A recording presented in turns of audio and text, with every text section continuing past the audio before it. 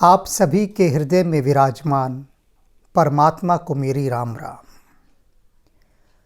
रामचरितमानस रूपी इस सरिता के जल की क्या अद्भुत विशेषता है। इस पर तुलसीदास जी बहुत सुंदर अपनी हृदय की भावना कह रहे हैं और वो इतनी मनभावन, इतनी भीतर गहराई तक उतर देने वाली उनकी भावना है कि जिसे हम सुनेंगे तो भीतर एक रोमांच का अनुभव होगा, एक आनंद की लहर उमग जाएगी। उन्होंने राम कथा के पात्रों की दिव्यता को, उनके गुणों को इस रामचरित की सरिता के जल के साथ जो जोड़ा है, उस जुड़ाव को अपने हृदय में अनुभव करना है। और यही इसका सार है कि अगर आप इन बातों को जो अब तुलसीदास जी के माध्यम से मैं कहूँगा, उनको अपने हृदय से जोड़ लेंगे तो आप पाएंगे कि एक नव जीवन में आपका प्रवेश हो रहा है। ऐसा जीवन जो अब से पहले शायद आपने नहीं जिया। देखें तुलसीदास जी के हृदय में थोड़ा सा उतर कर। सती शिरोमणि सिए गुण गाथा, सोई गुण अमल अनूप पाथा। कहते हैं कि सतियों की जो शिरोमणि है सीता जी,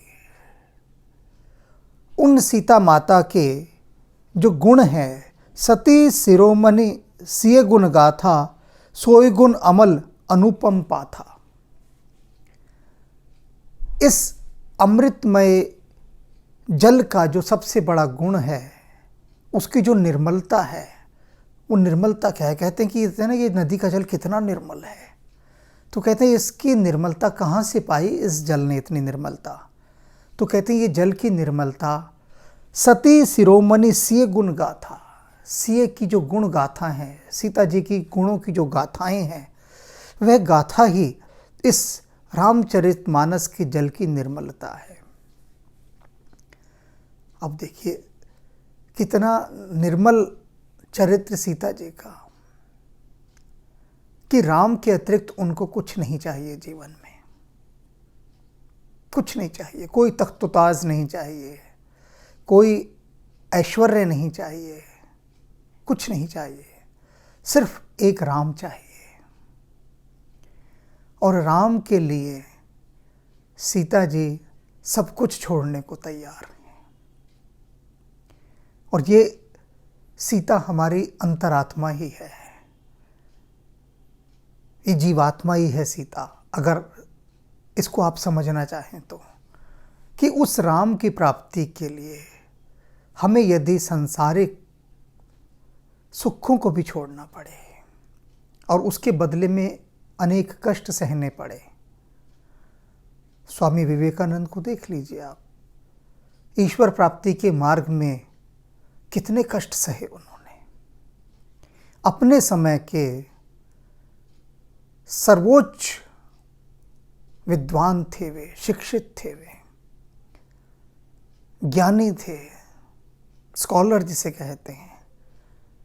और निश्चित रूप से आज तक जितने वो पढ़े लिखे थे, यह धरती दूसरा विवेकानंद पैदा नहीं कर पाई अभी तक। ज्ञान और बुद्धत्व में रामकृष्ण परमहंस का उनके ऊपर वरद हस्त था। चाहते तो कितनी बड़ी से बड़ी सरकारी नौकरी कर सकते थे, थोड़ा प्रयत्न करते, लेकिन राम के पीछे उनके पग उठ चुके थे, उनके भीतर की प्यास राम थी। ऐसे ही सीता जी का चरित्र कि जीवन भर राम के साथ वनों में रहें, वनों के सारे कष्ट सहे। और ये क्या संदेश देता है सीता जी का चरित्र समस्त मातृशक्ति को, कि कैसी भी स्थिति क्यों ना हो, कितनी भी निर्धनता क्यों ना आ जाए, कितना भी कष्ट क्यों ना आ जाए, लेकिन उनको सीता माता के समान सदा प्रसन्न चित्त रहकर अपने जीवन साथी का साथ देना चाहिए। तो यह निर्मलता है इस रामचरितमानस के जल की। पश्चिम की जो भोग विलास से ग्रसित नारियां हैं, वे नारियां जिनका जीवन का भोग ही सर्वोच्च है, सब कुछ है, साध्य है, वे नारियां कभी सीता माता के पात्र पर भरोसा नहीं कर पाई। वे कहती हैं आज भी, क्योंकि उनकी प्राथमिकता धन होता है, अगर उनसे अधिक धनवान कोई पति उनको मिलता है तो पहले पति का अपने त्याग कर देती हैं तत्काल, कि उससे बड़ा धनी में पति मिल रहा है। फिर उससे भी बड़ा कोई धनी मिले तो धन के पीछे वो उसको भी छोड़ देती हैं। एक वर्ग ऐसा है नारियों का। तो वह वर्ग कभी यह भरोसा नहीं कर सका कि सीता जैसा भी कोई पात्र है। उन्होंने भी रामायण पढ़ी है, क्योंकि संसार में, पूरे संसार में जगत प्रसिद्ध है यह राम कथा। तो उन पश्चिमी देशों में उनकी भाषा में इसका अनुवाद हुआ, तो जब उन्होंने देखा कि ये एक कौन सा कैरेक्टर आ रहा है कि जिसके पति को वनवास दिया गया और उसके बाद वो जो उसकी पत्नी है वो अपने साम्राज्य के सारे सुखों को छोड़कर, ऐश्वर्य को छोड़कर और अपने पति के साथ वन में जा रही है। और उसके बाद एक ऐसा सम्राट जिसकी लंका ही सोने की है, सोचिए कितना धन होगा उस सम्राट के पास, जिसकी प्रजा सोने के घरों में रहती है, सब तरफ सोना ही सोना मढ़ा हुआ है। तो सोने की लंका वाला वह धनपति सम्राट रावण, वह दीनहीन होकर उस सीता के चरणों में अपना सिर रखता है और कहता है मुझे स्वीकार कर लो। तो वे नारियां जो केवल धन को ही अपना सब कुछ समझती हैं, वो कभी जान ही नहीं सकी सीता जी की निर्मलता, कि सीता ने कैसे ठुकरा दिया रावण का प्रस्ताव, और न केवल ठुकरा दिया बल्कि उसे धिक्कारा, उस पर आक्रोश व्यक्त किया, उसे चेतावनी दी। तो वे तादाद में स्थापित ही नहीं कर सकती, वो तो धन के लिए क्या क्या नहीं कर देती। तो ऐसे जो निर्मलता सीता जी की है वो पूरे संसार के लिए एक महान आश्चर्य का विषय बनी रही। और वही निर्मलता, वही अमृत तत्व इस रामचरितमानस रूपी सरिता के जल का सबसे बड़ा गुण है। आगे क्या कहते हैं और इस जल की विशेषता बताते हैं। भरत सुभाव सुशीतलताई। अब नदी के जल में ठंडक भी तो होगी ना, शीतलता होगी। तो कहते हैं इस राम कथा रूपी सरिता के जल की जो ठंडक है वह क्या है? भरत जी का चरित्र। जो भरत जी का चरित्र है, उस चरित्र का जैसे ही हम श्रवण करते हैं तो हृदय में एक गहरी ठंडक, एक गहरी शीतलता का अनुभव होता है। भरत सुभाव सुशीतलताई, सदा एक रस बरन न जाए। और जो उनकी सुशीतलता है भरत जी के चरित्र की, वो सदा राम जी के प्रति एक रस रही है। उनकी भक्ति, उनकी निष्ठा सदा एक रस बरन न जाए, उसका वर्णन किया ही नहीं जा सकता। तुलसीदास जी कह रहे हैं कि जो भरत जी की एक रसता है, राम के प्रति जो एक रस भाव है, एक निष्ठ भाव है उनका, जो अनन्य भक्ति है, कहते हैं उसका तो वर्णन किया ही नहीं जा सकता। और यह इस सरिता के जल की शीतलता है, ठंडक है। तुलसीदास जी ने तो स्पष्ट कहा कि भरत जी की चरित्र की शीतलता का मैं वर्णन कर ही नहीं सकता, किया ही नहीं जा सकता। मैं नहीं कर सकता, किया ही नहीं जा सकता। भगवान वाल्मीकि के साथ भी यही रहा। और जब मैंने ये पंक्तियां पढ़ी थी, तुलसीदास जी की ये कह रहे हैं कि भरत सुभाव सुशीतलताई सदा एक रस बरन न जाए। तो मैंने कहा भगवान, यहाँ मुझे कुछ तृप्ति नहीं हो रही। तुलसीदास जी कह रहे हैं भरत जी के चरित्र का वर्णन किया ही नहीं जा सकता, लेकिन करना तो होगा। निश्चित रूप से उन्होंने बिल्कुल सत्य कहा है कि वर्णन किया ही नहीं जा सकता, लेकिन इस हृदय का क्या करें, इस मन का क्या करें, इस भाव का क्या करें जो वर्णन करना ही चाहता है, वर्णन किए बिना रह नहीं सकता। वर्णन उसे करना ही होता है आनंद के रस के लिए। उन दिनों भगवान राम के चरित्र को मैंने उपन्यासों में लिखना आरंभ किया था। पहला खंड वनवास आ गया था, पहला वनवास भगवान राम का, दूसरा खंड अनहोनी था, तीसरा खंड मुझे समझ ही नहीं आ रहा था मैं क्या लिखूं। तो जब भरत जी के संबंध में पंक्तियां मैंने पढ़ी तो भीतर से किसी ने पुकारा कि तीसरे खंड का नाम होना चाहिए भरत की साधना। और जो तुलसीदास जी ने कहा है कि सदा एक रस बरन न जाए, कि भरत जी का जो राम जी के प्रति जो एकनिष्ठ भावना है उसका वर्णन ही नहीं किया जा सकता, इसका वर्णन तुम भरत की साधना उपन्यास में करो।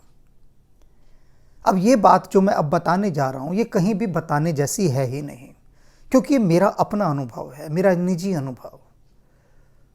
लेकिन संतों ने कहा है कि भक्तों के आनंद के लिए आप अपने निजी अनुभवों को कहें, क्योंकि जिनका हृदय भक्ति भाव से नहीं भरा है वे आपके अनुभवों का मजाक उड़ाएंगे, हंसी उड़ाएंगे, उपहास करेंगे।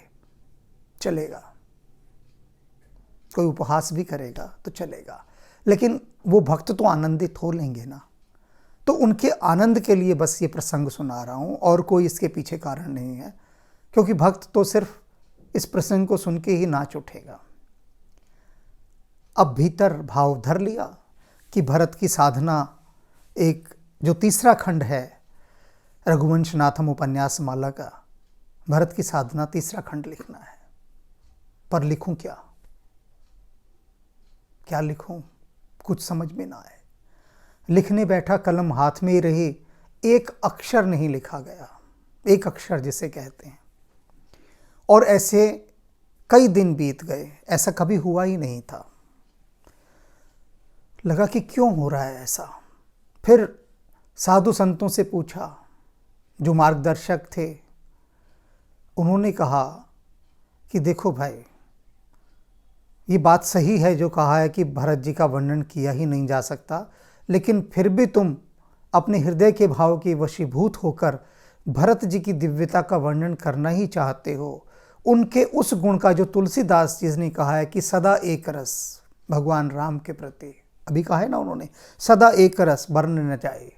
वो जो एक रस भगवान राम के प्रति गुण है जिसका वर्णन किया ही नहीं जा सकता, और तुम उसका वर्णन करने का भाव धारण किए हुए हो, तो राम जी से प्रार्थना करो, हनुमान जी से प्रार्थना करो, भगवान शिव से विनती करो। और मैंने यही किया, भगवान शिव से निरंतर विनती करता रहा, हनुमान जी से करता रहा, राम जी से करता रहा कि एक अक्षर नहीं लिखा जा रहा। माँ सरस्वती के भी पैर पकड़ लिए, गणेश जी को भी माथा नवा दिया कि कृपा करें, मुझे राह दिखाएं, भरत जी के विषय में मैं कैसे लिखूं, क्योंकि कलम उठती ही नहीं। 1 साल हो गया विनती करते करते, 1 साल सिर्फ विनती करते ही निकला।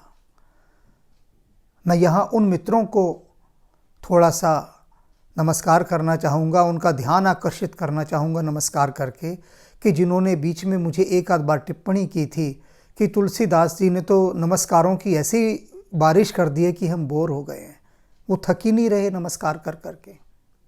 जो आरंभिक इसमें एपिसोड आए हैं उनमें तुलसीदास जी 10-10 एपिसोड में, इनमें जो मैंने व्याख्या की है, नमस्कार ही किए जा रहे हैं, नमस्कार ही कर रहे हैं। तो मैं उस चीज़ को मैं क्यों समझ सकता हूँ, मेरा अनुभव है जीवन का कि साल भर तक विनती ही करता रहा। फिर एक दिन हनुमान जी ने प्रसन्न होकर कहा दिव्य स्वप्न में कि तुम अब भरत की साधना का वर्णन कर सकते हो, उनकी जो राम जी के प्रति एकनिष्ठ भावना है उसका वर्णन कर सकते हो। और मैंने अपने चिदाकाश में अनुभव किया कि भगवान शिव राम सभी मुझे इस पर आशीर्वाद दे रहे हैं, अपने हस्ताक्षर कर रहे हैं कि तुम कर सकते हो। और उसके बाद जो लिखवाया राम जी ने भरत जी के बारे में, उस उपन्यास को मैंने 4-5 साल बाद जब पढ़ा तो मुझे लगा ये क्या मैंने लिखा है। मुझे स्वयं पर भरोसा नहीं आया, क्योंकि यहां पर आत्म प्रशंसा का कण मात्र भी भाव नहीं है, क्योंकि मैं उसे लिख ही नहीं सकता था। वह मेरी रचना है ही नहीं।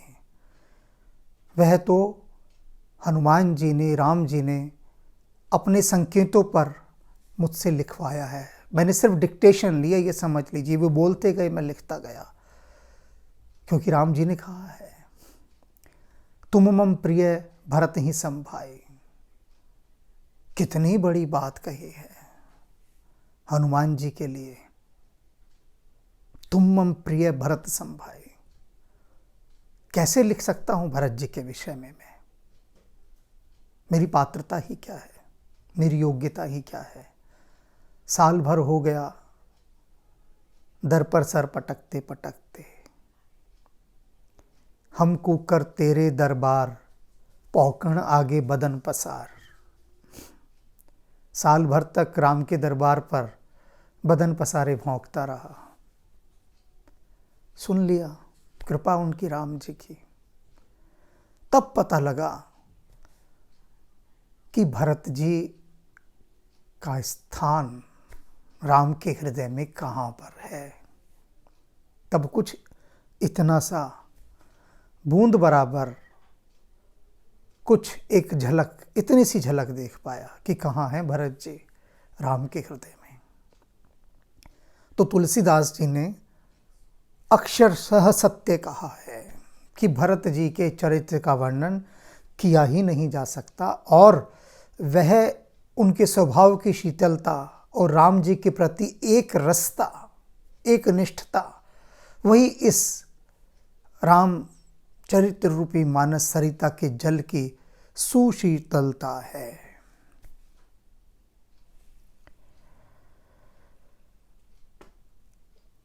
अवलोकन बोलन मिलन प्रीति परस्पर हास, भायप भल चहु बंधु की जल माधुरी सुबास। अब इस जल की मिठास और सुगंध क्या है? ये जो रामचरितमानस का जो जल है सरिता का, सब चीज़ें बता दी, निर्मलता बता दी क्या है। सीता जी के गुण की गाथा निर्मलता है। सुशीतलता क्या है? भरत जी का जो एकनिष्ठ प्रेम है राम के प्रति, उनका जो स्वभाव है, वह इस जल की सुशीतलता है। और अब आ गई कि सुगंध क्या है और मिठास क्या है इस जल की। और अब जो पंक्तियां कहने जा रहे हैं तुलसीदास, बेजोड़ हैं, सभी बेजोड़ हैं। लेकिन ये तो इस कलयुग के इस चलते दौर में पक्की बात है कि बेजोड़ हैं। आप सुनेंगे तो आप भी कहेंगे कि हाँ, बेजोड़ हैं, अनुपम हैं, अद्वितीय हैं, अलौकिक हैं। क्या कहते हैं? क्या है मिठास और सुगंध? अवलोकन बिलोकन मिलन प्रीति परस्पर हास, भायप भली चहु बंधु की। भायप, भायप मैंने भाईचारा, भ्रातृ प्रेम, भाइयों का प्रेम, चहु बंधु की, चारों भाइयों का। राम लक्ष्मण भरत शत्रुघ्न, कहते इन चारों भाइयों का जो प्रेम है, परस्पर भ्रातृत्व की जो भावना है, जो इनका आपसी भाईचारा है, वह इस जल की सुगंध है, वही इस जल की मिठास है। और क्या है उनका भाईचारा? क्या है उनका प्रेम, भातृ प्रेम? देखिए, अवलोकन, एक दूसरे को देखना। जब ये भाई मिलते हैं और आमने सामने एक दूसरे भाई को देखते हैं तो इनके देखने में जो प्रेम उमड़कर सामने आता है कि भाई दिखाई दे गया। भाई का दिख जाना इनके हृदय को आनंद से आंदोलित कर देता है। तो इनका एक दूसरे को परंपर प्रेम दृष्टि से देखना, इन चारों भाइयों का बोलन और बोलना एक दूसरे के साथ इतने प्रेम से, आदर से और मधुर वाणी के साथ इनका जो बोलना है।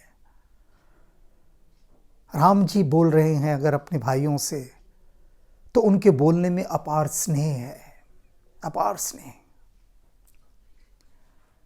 आशीष भरी हुई हैं। और वे सभी छोटे भाई जब राम जी से बात करते हैं तो उनके बोलने में जो आदर का भाव है, जो श्रद्धा का भाव है, जो निष्ठा का भाव है, वह अतुलनीय है। तो उनका बोलना, एक दूसरे को देखना और मिलन, प्रीति परस्पर हास और प्रीतिपूर्वक एक दूसरे से मिलना। जब मिलते हैं, मिलते समय वो एक दूसरे आलिंगनबद्ध होकर जो निहारते हैं एक दूसरे को, कहते हैं वैसा अनुपम दृश्य कहीं है ही नहीं। ऐसा भाईचारा मिलने पर जैसे कि संसार के सारे सुख मिल गए हों, एक भाई दूसरे भाई से जब मिलता है तो ऐसा भाव होता है। और प्रीति परस्पर हार और प्रीति परस्पर हास, मिलते समय एक दूसरे के साथ जब ये मिलकर हास परिहास करते हैं, मजाक करते हैं, खेलते हैं, अठखेलियाँ करते हैं, आनंद बनाते हैं, वो चारों भाइयों का इस तरह से परस्पर मिलकर मजाक करना। भायप भल चहुबंधु की जल माधुरी सुबास। और यही जो भ्रातृत्व प्रेम है, यही इस नदी के जल की मिठास और सुगंध है। क्यों है ये बेजोड़ पंक्तियां? आज के कलयुग के समय में जितनी शत्रुता के भाव से एक भाई दूसरे भाई को देखता है, उसकी दृष्टि खा जाने वाली होती है कि दूसरे भाई को खा ही जाए। प्राय 90% ऐसा हो चला है कि भाइयों के प्रति जितने विवाद हैं, जितनी कटुता है, ऐसी देखने शत्रुओं में भी नहीं आती, देखने में ही नहीं आती शत्रुता में। ऐसे ऐसे भाई हैं इस कलयुग के युग में, इस कलयुग में, कि परमात्मा ने उनको सब कुछ दे दिया है, सब कुछ दिया हुआ है, अरबों खरबों रुपए दिए हुए हैं बेहिसाब, और वो भाई एक दूसरे के साथ एक मेज पर बैठकर खाना नहीं खा सकते। खाना तो बहुत दूर की बात है। एक भाई अगर किसी समारोह में गया है तो दूसरा उसमें नहीं जाएगा, उसे पता लग गया कि पहले वाला वहां चला गया है। इतना बैर, इतना बैर तो शत्रुओं में भी नहीं होता। अगर शत्रु भी किसी पार्टी में गया हुआ है तो दूसरा शत्रु भी चला जाता है कि ठीक है वो अपनी जगह, मैं अपनी जगह। किंतु इस कलयुग में ऐसा भाइयों में बैर हो चला है कि फूटी आंख नहीं सुहाता एक भाई दूसरे भाई को। और ये यहाँ पर देखिए क्यों सीख दे रहे हैं यहाँ तुलसीदास जी कलयुग के इन भाइयों को कि देखो ये चारों भाई जब मिलते हैं तो अवलोकन विलोकन मिलन प्रीति परस्पर हास। सीखो इनका, आपस में भाइयों से कैसा व्यवहार होता है, कैसे मिलते हैं ये आदर पूर्वक, प्रेम पूर्वक। कहीं कण मात्र भी भरत, शत्रुघ्न, लक्ष्मण, किन्हीं भी कोणों पर राम जी के प्रति उनके मन में कोई जरा सा भी न्यून भाव नहीं आया है। और राम जी ने तो इन सब पर पिता के समान अपना वरद हस्त रखा। तो ये जो दृष्टि यहाँ तुलसीदास जी दे रहे हैं कलयुग के भाइयों के लिए बहुत आवश्यक है। और आपने पिछले, अभी 2021 सन चल रहा है, पिछले कुछ 10-12 वर्षों में आपने सुना होगा, खूब खबरें आई होंगी कि अनेक अरबपति भाइयों ने, करोड़पति तो आजकल ना के बराबर ही बात रह गई है, करोड़पति तो कुछ अर्थ नहीं रखता है, अरबों पति खरबों पति थे भाई, और दोनों भाई लड़े बिना किसी बात के और एक दूसरे को गोली मारी गई है, हत्याएं की गई भाइयों ने, एक भाई ने दूसरे भाई की हत्या कर दी, सिर्फ ईर्ष्या, अहंकार और द्वेष के कारण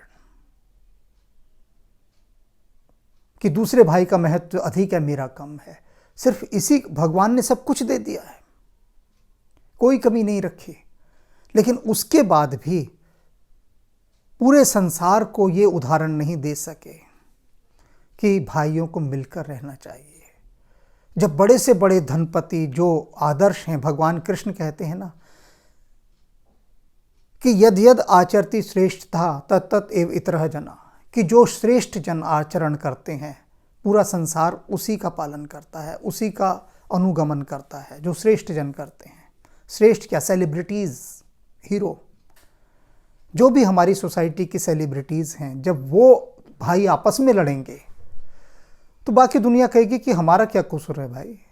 अगर हम झोपड़ी वाले आपस में भाई लड़ रहे हैं तो हम क्या गलत कर रहे हैं? वो देखो, जो बड़े बड़े महलों में रहते हैं उन भाइयों की नहीं बन रही आपस में, तो हम क्या हैं। किंतु जब अयोध्या में भगवान राम को वनवास दिया गया और भरत जी पीछे पीछे गए, तो एक बहुत लंबे युग तक भाइयों के सारे झगड़े खत्म हो गए थे, सारे झगड़े, क्योंकि एक उदाहरण प्रस्तुत किया गया था पूरे संसार के सामने कि देखो ये भाई होता है भरत, इसे कहते हैं भाई। ये भाई होता है लक्ष्मण, इसे कहते हैं लक्ष्मण। ये हैं शत्रुघ्न और ये हैं राम जी। और इनका प्रेम देखा, संपत्ति के लिए इनको कभी झगड़ते देखा। लोगों ने अपने अपने बच्चों को दुहाइयाँ दी, उदाहरण दिए और कहा शर्म करो, तुम संपत्ति के लिए झगड़ते हो। उधर भरत जी को देखो, अपना राज्य छोड़कर राम जी के पीछे पीछे जा रहे हैं। और राम जी को देखो, पिता मिथ्या भाषी ना कहलाए इसलिए सारा साम्राज्य छोड़कर जा रहे हैं। तुम्हें शर्म आनी चाहिए। और उस युग के भाइयों को शर्म आई, पुत्रों को शर्म आई। तो जब तक उच्च स्थान से उदाहरण नहीं आएंगे तब तक निचला वर्ग भी सुधरता नहीं है। अगर प्रजा को सुधारना है तो जो उच्च वर्ग, अभिजात्य वर्ग, जो सेलिब्रिटीज़ हैं, उनको अपने चरित्र में दिव्यता पैदा करनी पड़ेगी। जब तक सेलिब्रिटी अपने चरित्र को उदात्त नहीं बनाएगा तब तक जनमानस भी अपने चरित्र को उच्च नहीं कर सकता। उदाहरण चाहिए ना, कहाँ से उदाहरण लाओगे? कहाँ से लाओगे? और उदाहरण चाहिए होते हैं वास्तविक, हार्दिक, ओढ़े हुए नहीं, दिखावटी नहीं, बनावटी नहीं, सच्चे उदाहरण। भरत जी राम जी को लेने चित्रकूट गए थे। कोई वो एक राजनीतिक खेल थोड़ी ना था कि वो एक गेम खेल रहे हैं कि जा रहा हूं मैं इस तरह से लोगों को दिखाने के लिए, एक एडवर्टाइजमेंट करने के लिए। वो तो बच्चों की तरह रोते हुए जा रहे हैं वहां पर, जैसे वो अनाथ हो गए हों। भरत जी तो बार बार कहते मैं तो अनाथ हो गया राम के बिना। कहते हैं कैकेयी से, जननी मैं न जीऊं बिन राम, राम के बिना मैं नहीं जी सकता। तो क्यों ना वो बात लोगों के हृदय में उतरेगी। तो आज ये उदाहरण चाहिए। आज यदि जो बड़े बड़े प्रतिष्ठित भाई हैं जिन्होंने अभी तक अपने भाइयों को गोली नहीं मारी है, जिन्होंने मार दी उन्होंने तो मार दी, उनकी बात समाप्त। अब जो बचे हैं जो नहीं मार पाए हैं, उन्हें चाहिए वे गले मिलें अपने भाइयों के साथ और पूरे संसार को दिखाएं कि भाई होता क्या है, भाई का प्रेम क्या होता है। हम राम, भरत और लक्ष्मण की भूमि के भाई हैं, ये दिखाएं संसार को। आगे चलते हैं। आरत बिनय दीनता मोरी, लघुता ललित सुबारी ने थोरी। अब कोई ये भी कह सकता है जो बुद्धि से चलता है, चलते हैं। जो लोग नहीं मानते, जो दिमाग से थोड़े चलते हैं, और जिनको कहते हैं ना, जिनकी प्रीति रघुनाथ में नहीं है, भगवान राम से जो प्रेम नहीं करते, ये भी कह सकते हैं कि भाई तब से आप कह रहे हैं कि इस रामचरितमानस रूपी सरिता का जल निर्मल है, पवित्र है, पावन है, सुशीतल है, सुगंधित है। क्या इस जल में कहीं भी कोई हल्कापन नहीं है? कहीं पर भी? क्योंकि ऐसा तो होता नहीं है ना। गंगा चाहे कितनी पवित्र, कितनी साफ क्यों ना हो, कहीं ना कहीं तो थोड़ा बहुत तो उसमें हल्कापन दिखाई दे जाता है ना। तो क्या इस नदी में आपकी कोई हल्कापन नहीं है? तुलसीदास जी कहते हैं बिल्कुल है, बिल्कुल है। ऐसा हो ही नहीं सकता कि हल्कापन ना हो। और कहते हैं सारी दिव्यता मैंने बता दी, तो हल्कापन भी तो बताना बनता है ना। तो कहते हैं मैं बता रहा हूँ, इसमें कहाँ हल्कापन है। कहते हैं कि आरत विनय, ये जो कहते हैं मैं आर्त भाव से दीनहीन होकर जो ये पुकार रहा हूँ, मेरी जो पुकार है इसके अंदर, रामचरितमानस के अंदर मेरी जो विनय है, जो दीनता है। दीनता कहते हैं कि मैं कुछ भी नहीं, मैं ना कुछ हूँ, और मैं ना कुछ होकर ये जो विनती कर रहा हूँ, मेरी जो अरदास है इसमें बार बार, हर बार मैं गिड़गिड़ा रहा हूँ इसमें। और लघुता ललित सुबार न थोड़ी, कहते ये इस राम कथा, इस रूपी सरिता के सौंदर्य को थोड़ा सा हल्का कर रही है। ये मेरी दीनता, मेरा बार बार अनुनय विनय करना, पुकारना। कहते हैं अगर कोई दोष थोड़ा सा और भी कोई कहीं देखे, तो तुलसीदास जी कहते हैं वो मेरा है, वो मैं हूं उस दोष के रूप में। यहाँ पर इस निर्मल सरिता के अंदर ये तुलसीदास भी आकर थोड़ा सा बैठ गया है।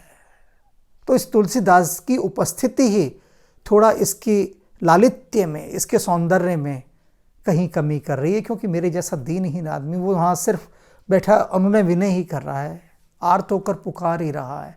तो कहते हैं वो जो थोड़ा सा हल्कापन है वो मेरा होना है, कि मैं हूँ वहाँ पर।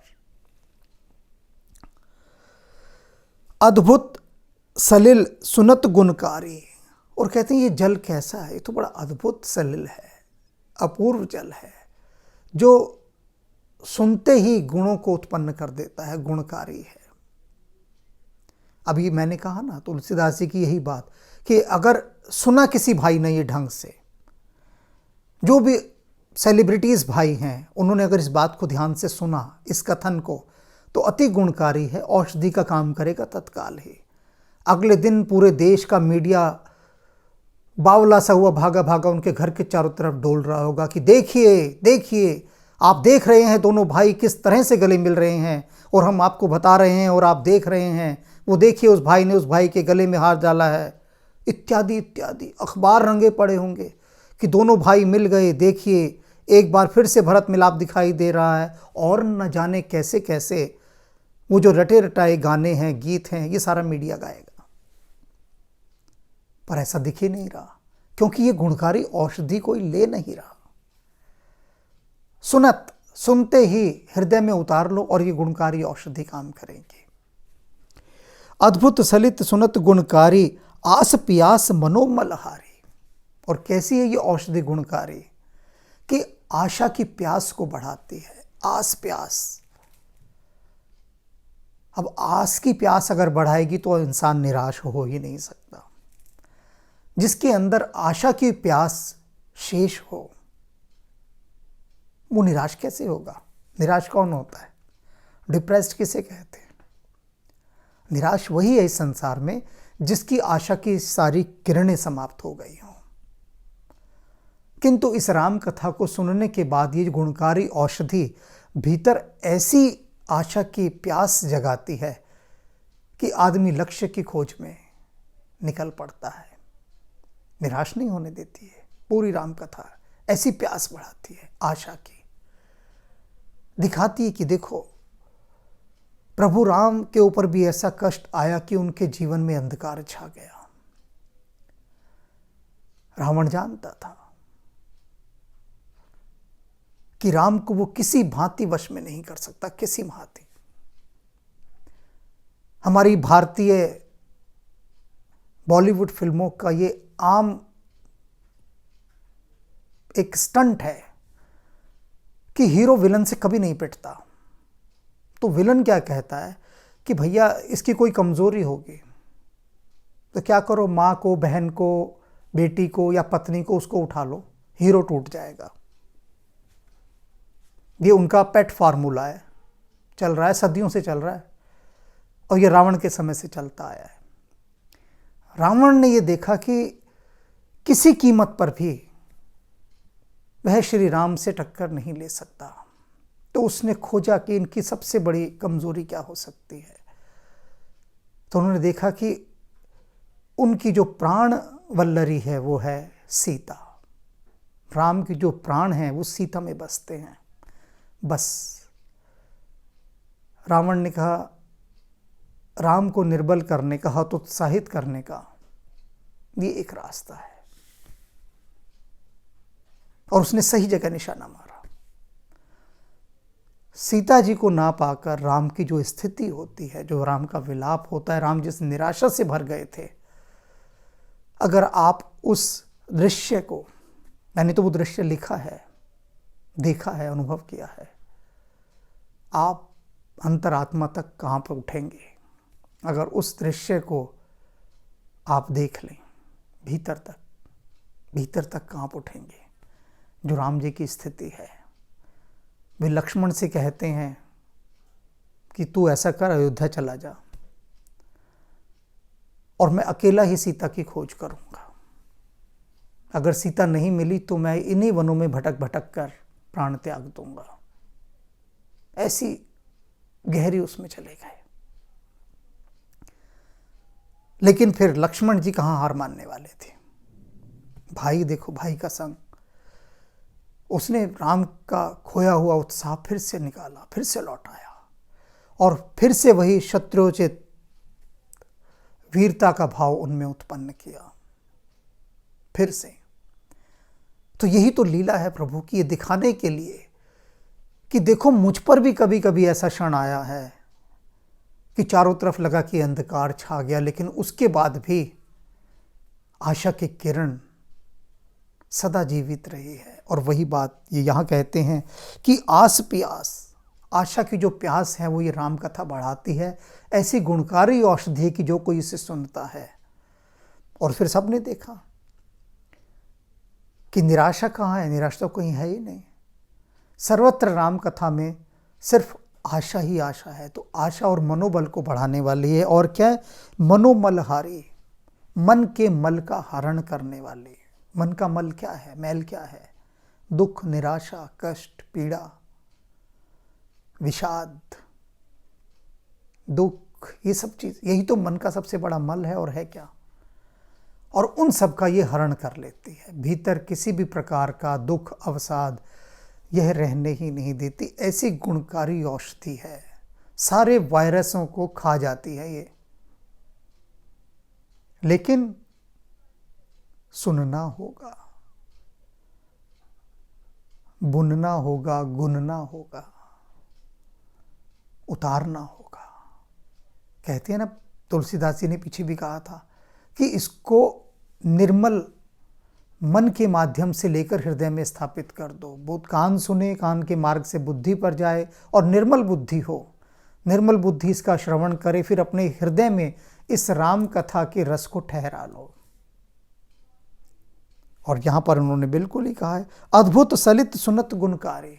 ये एक ऐसा जल है राम कथा का कि यदि आप इसे सुनेंगे तो ये गुणकारी औषधि के समान काम करेगा। और ऊपर इन्होंने बताया है कि आज यदि आज का जो पूरा प्रसंग है उसका सार ये है कि इस संसार में भाइयों को परस्पर ऐसा प्रेम रखना चाहिए कि बाकी जो आम इंसान हैं वो उससे सीख ले सकें, ताकि जब साधारण लोग, बहुत आम इंसान क्या होता है? आम आदमी क्या है?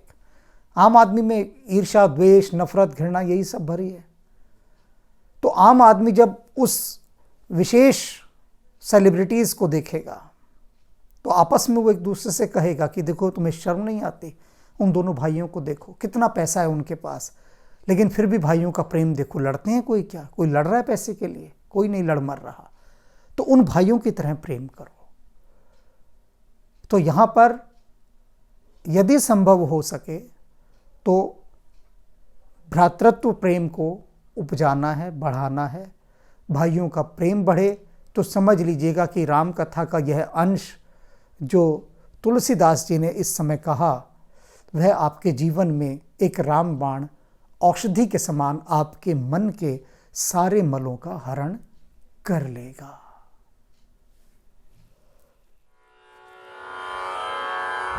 जो सुमिरत सिद्धि होई, गणनायक करि बर बदन, करऊ अनुग्रह सोई, बुद्धि राशि शुभ गुण सदन, मूक होई बाचाल, पंगु चढ़ई गिरिबर गहन, जासु कृपा सो दयाल, द्रवहु सकल कलिमल दहन, नील सरोरु श्याम, तरुण अरुण बारिज नयन, करऊ सो मम उरधाम, सदा क्षीर सागर शयन, कुंद इंदु समदेह, उमा रमण करुणायन,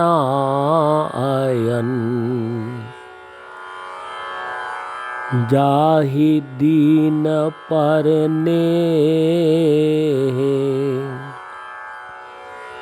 करहु कृपा मर्दन मयन,